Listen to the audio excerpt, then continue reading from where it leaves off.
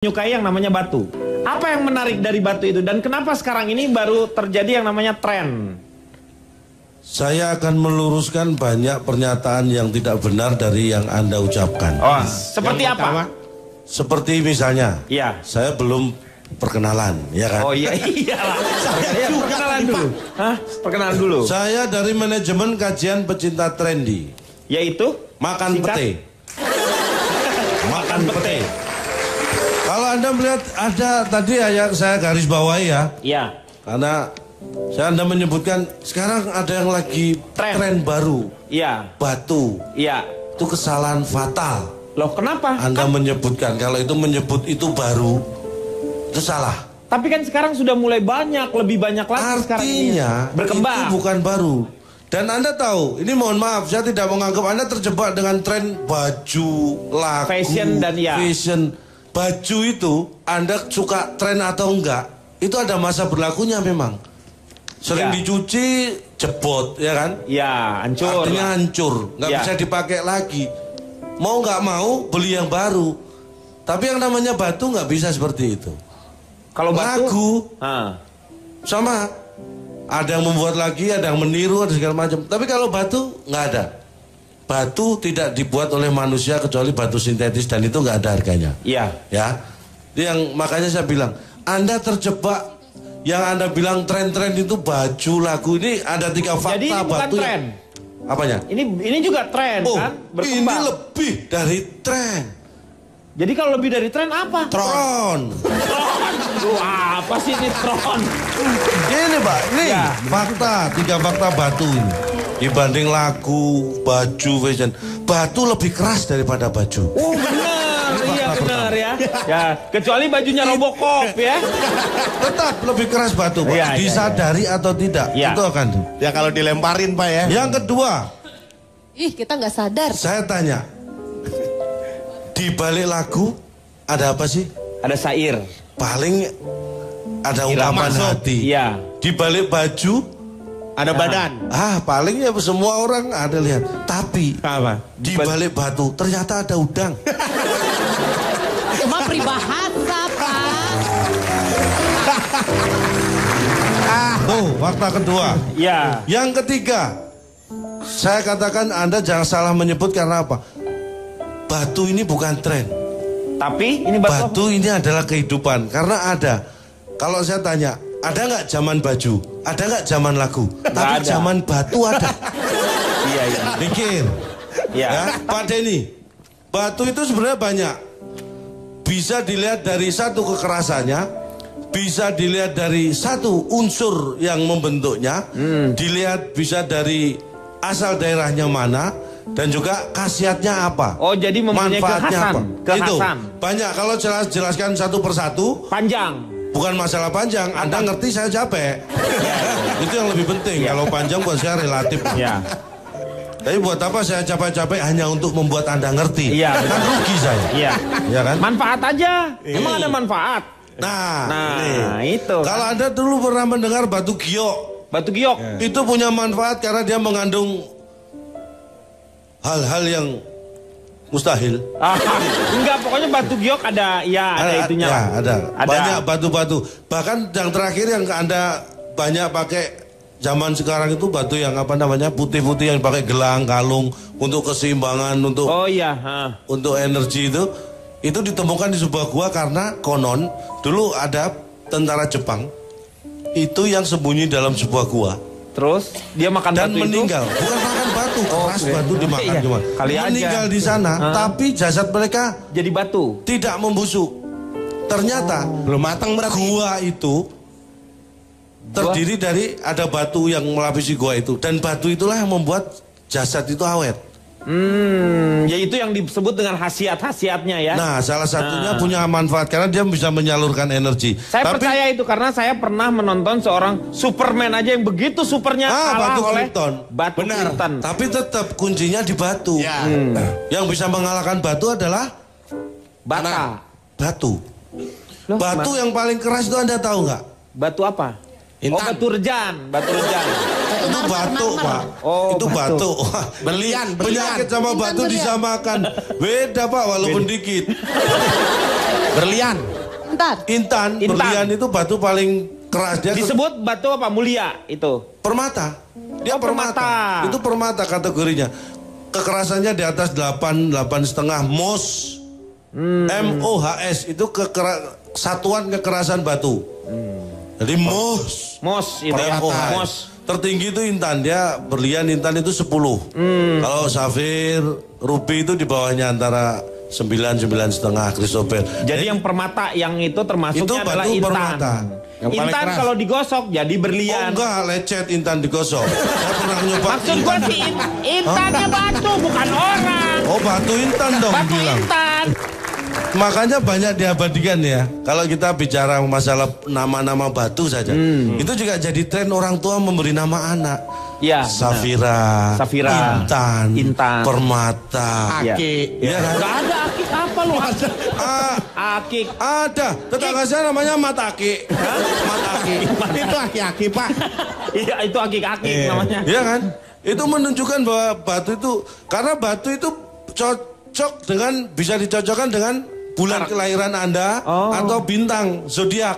Ya. Itu misalnya zodiak Anda apa? Saya sekarang Sagittarius misalnya. Kok sekarang? Emang besok-besok apa? Saya pindah-pindah, saya tadinya Pisces. Saya ada bisa penawaran, kayak gitu, iya. Pak? Begitu ada penawaran, ini siapa yang mau masuk Sagittarius nih? Kalau beli 10 dapat gratis 1, saya ikut dia. Ini sekarang saya Sagittarius. Nggak bisa gitu Pak. Kalau bintang itu, zodiak itu begitu lahir sudah ketahuan bintangnya apa. Baru tiap 10 tahun bisa pindah. Nggak sembarang. Ada waktunya boleh. Pak maaf interupsi, saya penasaran dari tadi. Maksudnya Calontong kan dia mendeskripsikan soal batu ini itu 10 tahun apa segala macam. Bapak kan pakai batu segitu banyak, emang Bapak ngerasa keren ya? Dengan batu itu.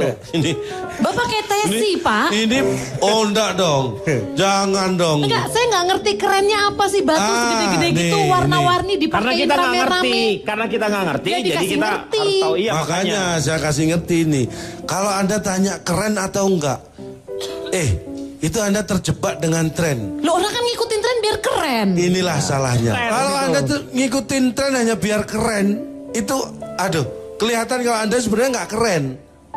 Harus dibantu tren supaya biar keren. Iya benar. Harusnya begini, kayak Ronald itu. Saya menghargai walaupun dia rugi ya.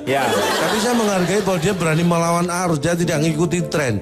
Itu menunjukkan bahwa orang punya percaya diri seperti inilah yang sebenarnya bisa bertahan. Saya juga batu itu, kepala batu. Kalau malah aku bikin lagi. Itulah yang saya lihat dari kamu, makanya saya suka. Karena saya suka batu. Jadi orang kepala batu buat saya ini sesuatu yang luar biasa. Maksud lu kepalanya dia mau pakai cincin? Ya enggak lah, Pak. Kan saya bisa nunggu kalau dia sudah nggak ada. Saya nggak punya cincin, nggak pakai batu-batuan, tapi saya suka sama Calontong. Maksudnya, Cici Panda, batu itu memang disukai dari kalangan bawah sampai kalangan atas. Buktinya waktu itu ada menteri sampai bela-belain ngegali di daerah Bogor, karena dia pengen punya cincin dari batu tulis. Bu, itu ada harta karunnya di bawahnya katanya. Mau dibikin dia batu aja sama percaya dia. yang kayak begitu. Nah, kalau itu kesalahan fatal tuh. Jadi jangan percaya gitu-gitu. Jangan percaya gitu-gitu. Saya bantuin 10 hari 10 malam nggak ada apa-apa. Jangan percaya. Dia duluan ngegalinya. Harta karun yang sebenarnya itu adalah menggali hati Anda. Tuh, disitulah. Paling benar. Lanjut. Terus saya mau bicara ya. Tadi Anda bilang Bacan tadi, ini mohon maaf. Bacan tadi memang Presiden SBY pernah memberikan souvenir kepada Barack Obama berupa batu Bacan. Anda tahu nggak kehebatan batu Bacan? Apa hebatnya itu apa? Batu Bacan sekarang di negara lain itu termasuk batu. Oh di negara lain tuh ada juga batu Bacan itu. Batu Bacan yang paling terkenal kita di daerah Maluku. Jadi ada Doko, ada Palamea gitu kan. Tapi ini ngetren karena apa? Ini yang menurut penelitian ahli di Jepang, waktu itu berapa ya? 2 bulan yang lalu ada pertemuan di ahli-ahli. Pertemuan itu membicarakan apa? Kayaknya membicarakan batu deh. Karena kayaknya gimana? Saya nggak ikut.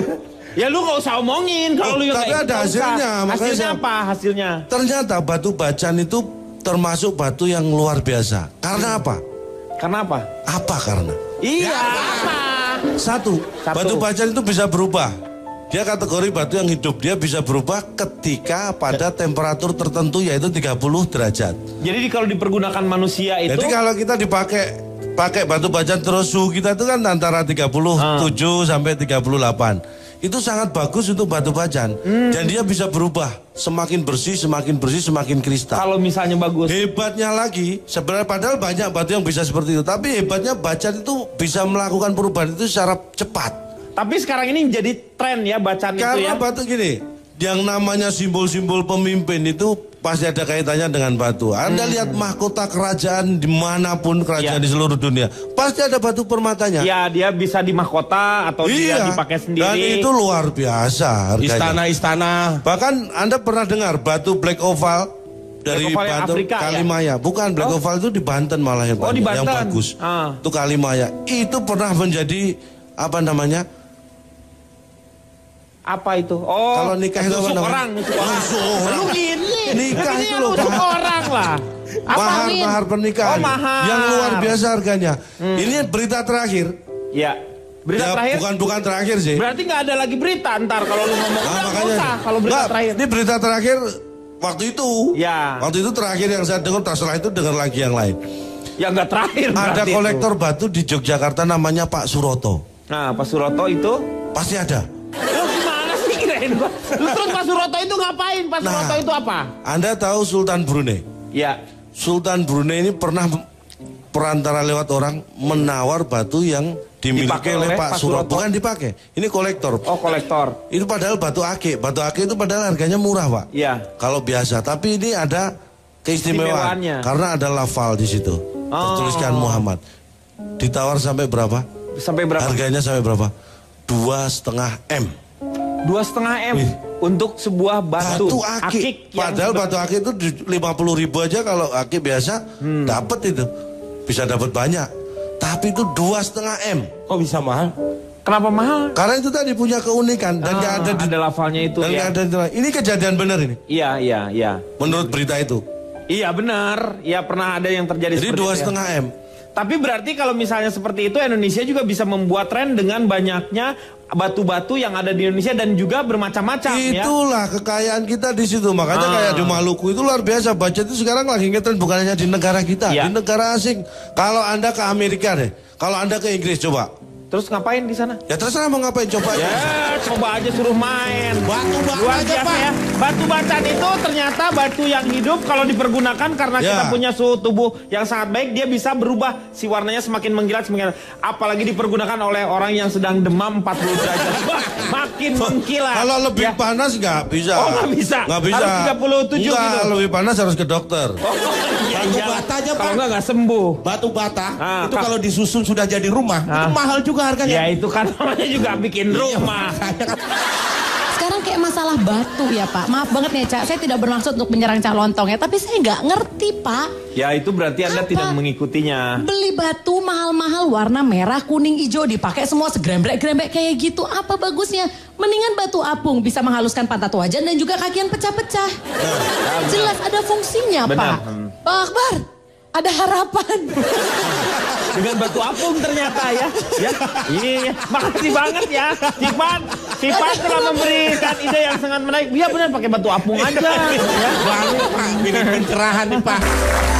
Sekarang kita akan mendengarkan mungkin Calontong punya tips-tips untuk menghadapi tren. Supaya tren itu menjadi hal yang positif untuk kita. Yang pertama Pak, ya. Jadi tren itu kadang-kadang nih plesetannya terlanjur rame, nanti diikutin. Itu banyak mengatakan seperti itu. Terlanjur rame. Karena simple. Apa yang disebut tren ketika banyak yang melakukan. Ya. Tapi ya kan? boleh saya kritik sedikit? Silakan. Saya paling senang dikritik. Singkatan Anda itu ini terlalu ramenya oke. Nanti diikutinya oke. E-nya kenapa pakai diikuti? Doang. Harusnya pakai apa E-nya apa gitu. Sekarang oke, E-nya ya ini sana ya. Terlanjur rame. Nanti diikuti. E-nya kan? Ganti harusnya. Karena tren itu kadang-kadang kenapa ada orang yang dianggap kaget terhadap tren. Ini memunculkan esensi kagetnya. Esensi kagetnya ada itu orang yang melalui... bisa menerima tren, ada yang gagap atau kaget dengan tren, ada juga. Jadi memakai ini mewakili kata yang gitu. Oh iya, oke. Dan kalau saya bicara masalah batu, masalah yang lain itu bukan tren, karena dia lebih ke budaya sebenarnya. Karena ada di satu daerah, tidak ada di daerah lain itu sebenarnya bukan tren. Kalau tren itu bisa mendunia. Tapi kalau terkendala dengan daerah atau terkendala dengan situasi itu namanya bukan tren, tapi bisa jadi itu budaya. Dan beda budaya dengan tren. Kalau tren sifatnya hanya sementara, berulang-ulang. Kalau budaya itu menetap dan ada pada jiwa orang-orang di sekitarnya. Terus tren itu juga memicu fenomena besar pasak daripada tiang seperti yang saya sebut. Karena banyak orang yang sebenarnya tidak siap mengikuti tren, memaksakan diri.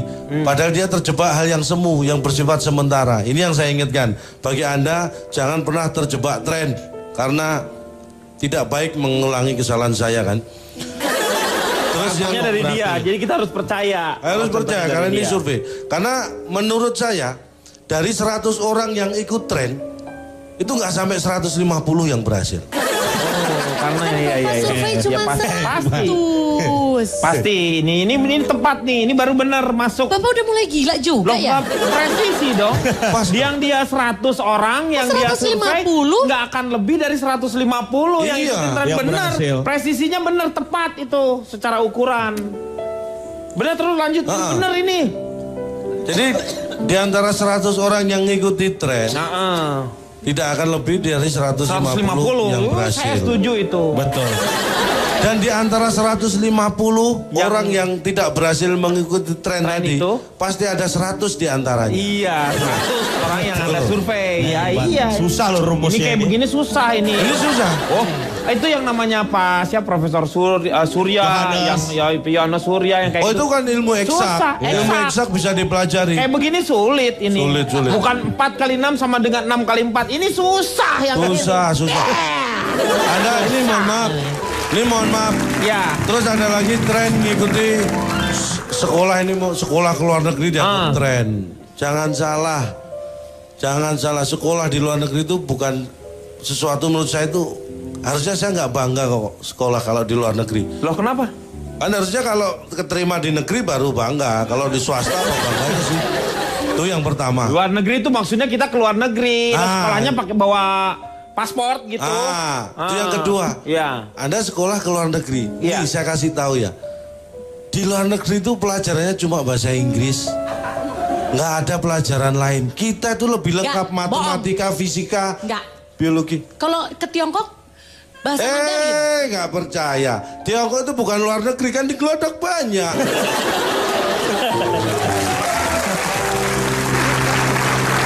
Bapak belain dong. Ini buktinya ya, saya ke Inggris. Benar dia. Ini saya ke Inggris, ke Amerika. Sampulnya saja matematika. Saya buka isinya, ya bahasa Inggris. Kelihatannya fisika. Saya buka, lah dalamnya bahasa Inggris. Jadi apapun sampulnya pelajarannya cuma bahasa Inggris. Bahasa Inggris ternyata. Jadi makanya mereka pintarnya bahasa Inggris doang. Itu bahasa pengantarnya, Jak. Bahasa pengantarnya bahasa Inggris. Bahasa yang ngantar. Loh kalau gurunya nggak ajarin, cuman yang ngantar aja. Kasihan ya Pak ya. Ini saya buktikan ya. Saya lah, saya mungkin terjebak dengan hanya bukunya ya. Saya ikuti pura-pura masuk ke dalam kelas. Masuk. Pura-pura saya jadi murid. Dikira guru.